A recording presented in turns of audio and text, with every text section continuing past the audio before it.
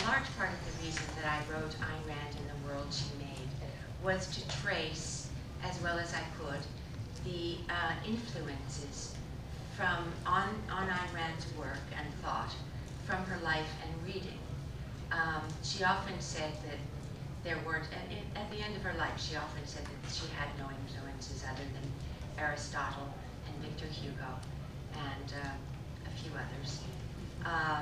So I didn't believe that, and I set out to look into it. So I'm going to read you a little bit about the basis in biography of the Fountainhead.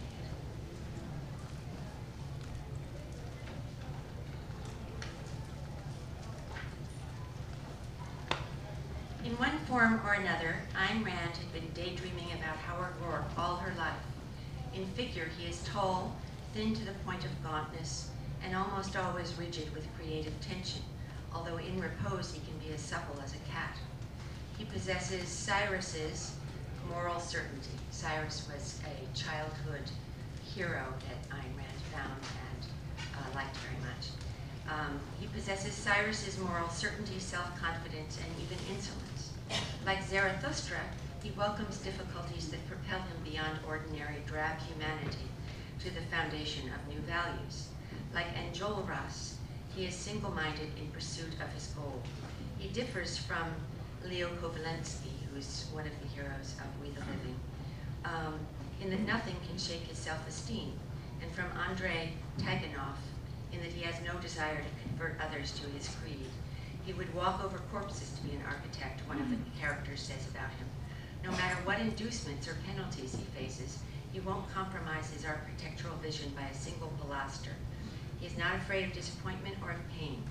In her notes, Ayn Rand calls him the noble soul par excellence, paying homage to Nietzsche's definition of a hero as a soul that has reverence for itself. He is the archetype of the creator in a dissipated world. As he leaves Stanton Architectural School for New York to pursue his career, he soon discovers that almost everyone will try to stop him. That's a reference to a piece of dialogue that's a little bit earlier in the book.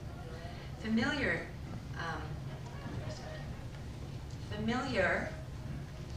to Rand as this character was, not least because it resembled her own character, Roark did not provide the first germ of the idea for the Fountainhead.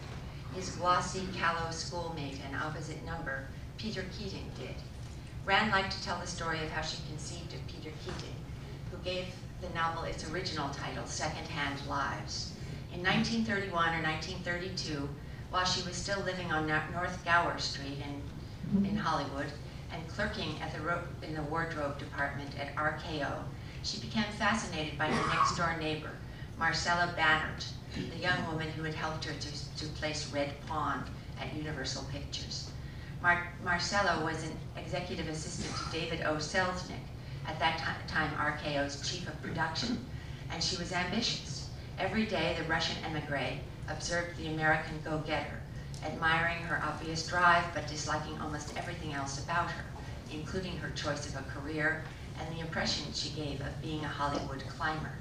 One day, to pin down the differences between them, Rand asked the young woman to explain what she wanted to achieve in life. Marcella had a ready answer.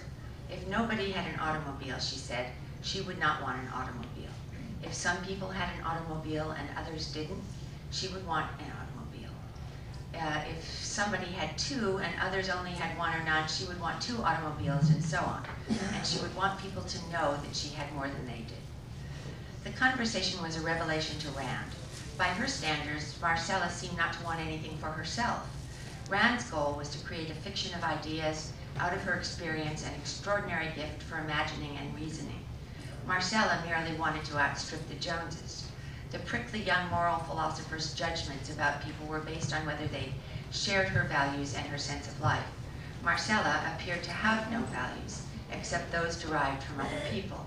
She prized what they prized and wanted more of whatever they had, evidently to fill an emptiness inside.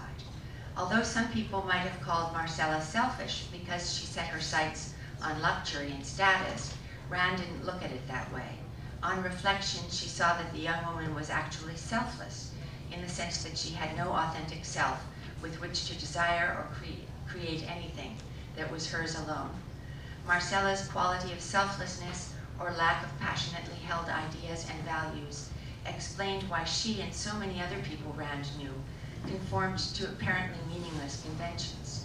It gave her the key to a problem that had puzzled her since childhood: why people who were so much less intelligent and passionate than she was treated her with such unfriendly indifference or even malice, seemingly because of her gifts. Pondering her conversation with Marcella, she concluded that her resolve to do and think what she wanted, so different from what others seemed to want, challenged the premises of their existence. Not only was she a genius surrounded by mediocrities, as her mother had often reminded her in letters, she also possessed a moral independence and integrity that others did not. To some degree, she, like her 1934 character Kay Gonda, shamed them merely by living. Marcella's admission stirred a broader revelation. It explained the psychological source of what she called the collectivist motivation, by which she meant the drive to seek the meaning of one's life outside oneself. Collectivists hunger for an all-knowing deity, an altruistic purpose, or a dictator to tell them what to do, as a fig leaf for their own inadequacy and emptiness. They love what is average and selfish, and fear what is exceptional, original, and has to be created by the self. Such people live by others' choices. They exist at second hand. The absence of an authentic selfishness, that is, a desire to live according to one's own principles, based on the action of one's own mind.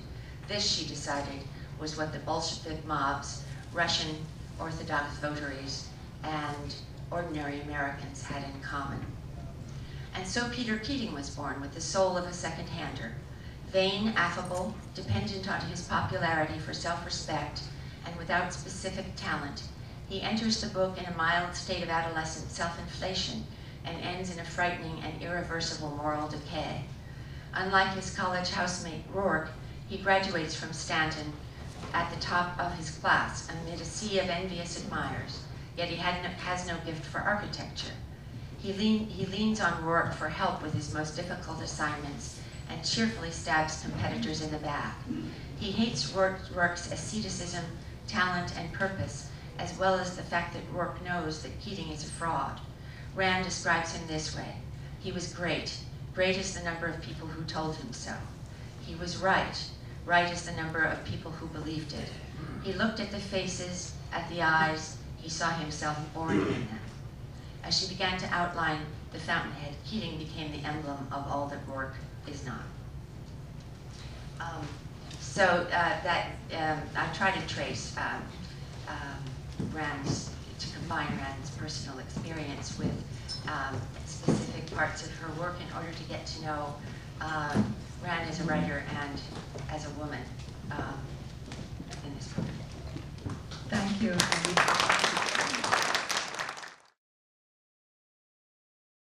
Heller.wmv, would you give us a reading, please?